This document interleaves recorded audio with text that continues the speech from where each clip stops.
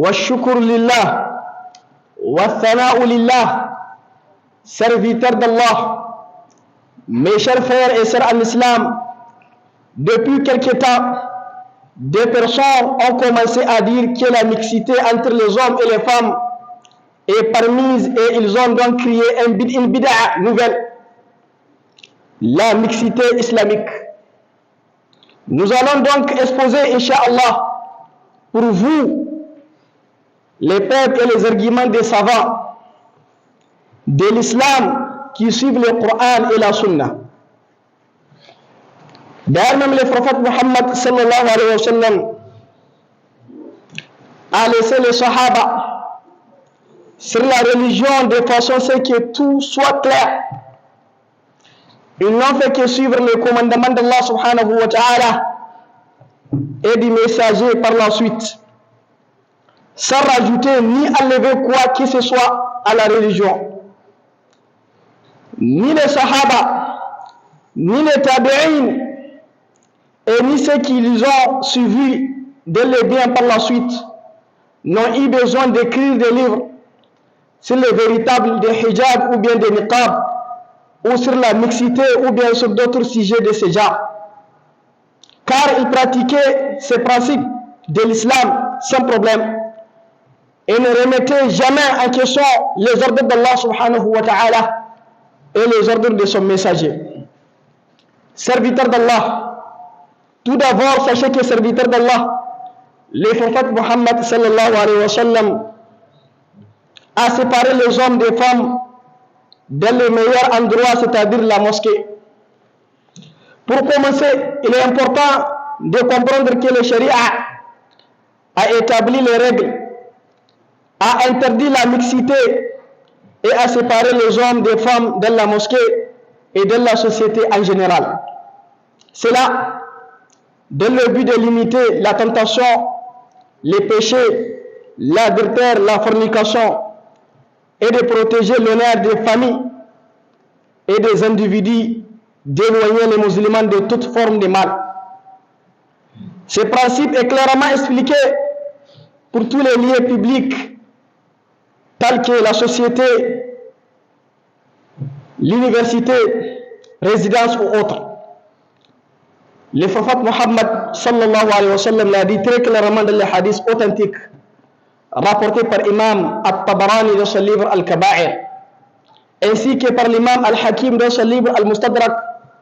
C'est Ibn Omar qu'Allah l'a dit, les meilleurs endroits sont les mosquées, tandis que les pires endroits sont les marchés. Ces hadiths nous montrent que la mosquée est le meilleur endroit sur terre. Il est clair que c'est un endroit où les gens sont plus près d'Allah subhanahu wa ta'ala et d'où les diables s'éloignent, et où les tentations sont moindres qu'ailleurs. Malgré cela, on constate que le prophète Muhammad sallallahu alayhi wa sallam a incité les femmes à prier dans leur maison plutôt que la mosquée. Il a dit que la prière de la femme dans sa maison a plus de valeur que sa prière dans la mosquée. De plus, le prophète Muhammad sallallahu alayhi wa sallam avait destiné une porte uniquement pour les femmes dans sa mosquée pour éviter que les hommes et les femmes se mélangent en entrant et en sortant. Cela, encore une fois, dans le but d'éloigner le plus possible les hommes des femmes dans les mosquées. Le prophète Muhammad sallallahu alayhi wa sallam restait assis un moment après la prière avec les autres hommes, dans le but de laisser le temps aux femmes de sortir pour éviter que les hommes et les femmes se mélangent sur la route. Serviteurs d'Allah, même à la mosquée Al-Haram de Makkah, les meilleurs endroits sur la terre, les femmes et les hommes ne doivent pas se mélanger. Imam Al-Bukhari, comme il a dit, Ata m'a raconté que lorsque Ibn Hisham interdit aux femmes d'accomplir le tawaf avec les hommes, il lui dit: comment voudrais-tu leur interdire cela alors que les femmes des prophètes Muhammad sallallahu alayhi wa sallam faisaient le tawaf avec les hommes? Était-ce avant la révélation des versets de hijab ou bien? Et lui demanda. Lui, il a dit: certes, par ma vie, j'ai vécu cela après la révélation de ces versets. Mais j'ai dit: comment pouvait-elle être mêlée aux hommes? il dit, elle ne se mêlait pas aux hommes. Aïcha faisait le tawaf, les cas des hommes, elle ne se mélangeait pas avec eux. On peut donc voir toutes les raisons que les messagers d'Allah subhanahu wa ta'ala avaient prises dans le but d'illuminer toute la mixité dans les meilleurs des endroits, c'est-à-dire la mosquée. Serviteurs d'Allah, maintenant que nous avons vu à quel point l'islam a interdit de façon très stricte pour les hommes et les femmes de se mélanger entre eux dans les mosquées d'Allah subhanahu wa ta'ala, il est maintenant très facile de montrer que la mixité partout ailleurs est interdite de façon plus sérieuse encore. Les lieux de travail et tous les autres lieux publics, l'université, résidences ou autres, sont des lieux où les hommes et les femmes sont en général loin des rappels d'Allah subhanahu wa ta'ala et de la piété en comparaison avec les mosquées. Ce qui démontre que la mixité dans ces lieux est plus dangereuse à inciter les gens au péché. C'est pourquoi le prophète Muhammad sallallahu alayhi wa sallam a insisté pour interdire la mixité dans la rue et en dehors de la mosquée. L'imam Abu Daoud rapporté dans son Sunan Al-Hamza et Ibn Abi Sayyad Al-Ansari que le prophète Muhammad sallallahu alayhi wa sallam dire aux femmes alors qu'ils sortaient de la mosquée et que les hommes s'étaient mélangés avec les femmes sur les chemins, et le prophète lui dit: écartez-vous, car il ne convient pas de vous approprier les milieux du chemin, prenez plutôt les bords du chemin. Depuis ce jour, les femmes marchaient en se collant au mur et leurs vêtements s'accrochaient au mur tellement elles y collaient. Serviteurs d'Allah, voici comment et voilà comment les femmes musulmanes à l'époque de nos salafs appliquaient à l'être les ordres des messagers d'Allah subhanahu wa ta'ala sans aucune objection à cause de leur foi totale en Allah subhanahu wa ta'ala et en sa révélation. Subhanallah, elles se collaient au mur tandis que les femmes d'aujourd'hui marchent en plein entre des territoires ou des couloirs sans aucune profite aux hommes. Voilà comment Shaitan agarre les gens qui suivent leur passion. Les diables leur embellit leur action, alors ils se sont perdus. Car si la séparation des hommes et des femmes était plus pure pour les cœurs de la Sahaba et des femmes du prophète Muhammad sallallahu alayhi wa sallam, alors il est clair que c'est plus pur pour les cœurs de ceux qui viennent après les Sahaba, qui sont plus loin que de la pureté et des cœurs et de la piété. Imam At-Tirmidhi rapportait que, selon un hadith authentique, Abdullah ibn Mas'ud, que le prophète Muhammad sallallahu alayhi wa sallam a dit: la femme est une aura.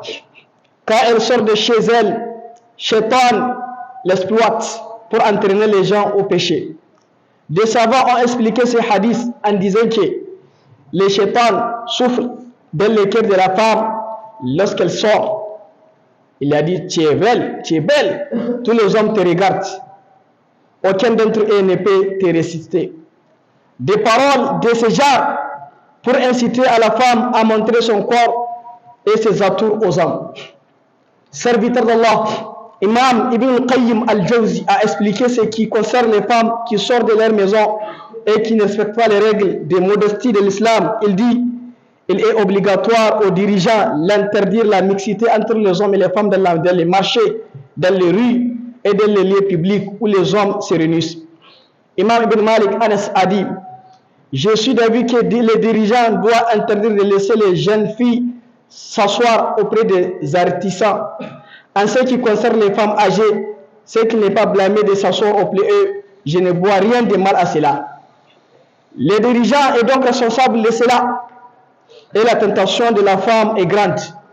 Le prophète Muhammad sallallahu alayhi wa sallam a dit: ma taraktu ba'di fitnatun adar. Je n'ai laissé après moi aucune fitna, tentation plus dure pour les hommes que la femme. Serviteur d'Allah, la mixité entre les hommes et les femmes est une cause de l'augmentation de la fornication et des péchés, et également une cause de grandes calamités et des épidémies généralisées aux sociétés. Serviteur d'Allah, parmi les règles de la charia qui aident à séparer les hommes des femmes, on compte parmi les meilleurs moyens de stopper la mixité de la société les hijabs. Selon les règles de la charia, car actuellement les femmes ont dévié du réel du hijab. Ce n'est pas non plus un hasard de voir que les femmes qui acceptent la mixité entre les hommes et les femmes sont parmi les plus légères au sujet du hijab et qui sont les plus éloignées des conditions établies par Allah subhanahu wa ta'ala et par le messager d'Allah subhanahu wa ta'ala. Comment des femmes qui portent des pantalons et des vêtements moulants et des petits foulards serrés sur la tête peuvent-elles penser une seule seconde que ce genre de vêtements et impudiques puissent être décrits comme étant un hijab islamique? Ce genre de pantalon est haram même pour les hommes car il décrit les formes de la aura, alors que dire de ces vêtements pour les femmes. Les femmes qui portent ce genre de vêtements n'ont aucune récompense pour les foulards qu'elles portent, car une action ne sera acceptée que si cette action remplit de deux conditions. La première action doit être faite avec sincérité, uniquement pour recevoir l'agrément d'Allah subhanahu wa ta'ala. Deuxième, l'action doit être en accord avec toute règle de la charia ou en accord avec le Coran et la Sunna. Si une des conditions n'est pas respectée, l'action n'a aucune valeur pour Allah subhanahu wa ta'ala. Il est triste que beaucoup de personnes se réclamant de l'islam ignorant ce point fondamental. Serviteurs d'Allah, sachez que tout ce qui mène à une chose haram devient haram. L'islam, contrairement au système des mécréants, n'accepte le principe qui dit les vues des juifs, les moyennes pour un musulman. Il faut non seulement que les buts soient bons, mais aussi que les moyens employés pour atteindre ce but soient bons en accord avec les principes de Sharia al-Islamiyya. Ibadallah, les interdictions sont des catégories en islam. Il y a des choses qui sont elles-mêmes interdites par un texte explicite du Coran ou de la Sunna. Et il y a les choses qui ne sont pas interdites elles-mêmes, mais qui mènent à une chose interdite. Donc il y a une grande quantité de textes du Coran et de la Sunna qui veulent supporter l'interdiction de tout ce qui mène à la fornication ou bien à l'adultère. Voici quelqu'un de ces textes. Allah subhanahu wa ta'ala a dit dans le Coran: « Wa la taqrabu zina » et n'approchez pas la fornication. En vérité, c'est une trifitude et quel mauvais chemin. Imam Ibn Hajar al-Asqalani, dans son hadith, il a dit: les regards et la parole ont été appelés fornication parce qu'ils appellent à commettre la réelle fornication. C'est pourquoi il a dit par la suite que les parties génitales confirment ou bien démentent. Et le prophète Muhammad sallallahu alayhi wa sallam a interdit à une personne de rester seule avec une femme dans une pièce, au moins qu'elle soit avec un muharram. Et qu'il a dit que si un homme reste seul avec une femme, le troisième sera shaitan. Comment peut-on jeter un homme au milieu des grandes vagues puis lui demander de ne pas mouler ses vêtements? Comment peut-on jeter un homme au milieu des flammes puis lui demander de protéger son corps des brûlures? Inna Allaha wa malaikatahu yusalluna ala nabi.